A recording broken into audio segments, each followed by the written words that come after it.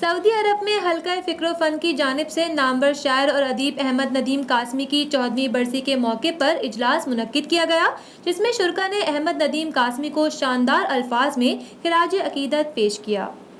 سعودی دارالحکومت ریاض میں منعقدہ اجلاس میں حلقہ فکر و فن کے عہدیداروں نے شرکت کی اور معروف شاعر، ادیب اور صحافی احمد ندیم قاسمی کی زندگی پر روشنی ڈالتے ہوئے کہا کہ احمد ندیم قاسمی ہمہ جہت ادبی شخصیت تھے جنہوں نے ہر صنف میں ادب میں طبع آزمائی کی۔ ان کے لکھے ادبی مضامین، شاعری، افسانے اور دیگر ادبی تخلیقات ادب کا اثاثہ ہیں اور پڑھنے والوں کے لیے سبق آموز اور مشعل راہ ہیں۔ احمد ندیم قاسمی کا شمار ایسے شعراء کرام میں ہوتا ہے جن کی پوری زندگی تخلیقی عمل میں گزری اور ہم ان کی ادبی خدمات کو کبھی فراموش نہیں کر سکتے۔ اجلاس سے حلقہ فکر و فن کے چیئرمین شیخ سعید، صدر چودھری ڈاکٹر ریاض احمد، محمود احمد باجوہ، وقار نسیم وامک، شعیب شہزاد اور کلب حسین سمیت دیگر نے بھی اظہار خیال کیا۔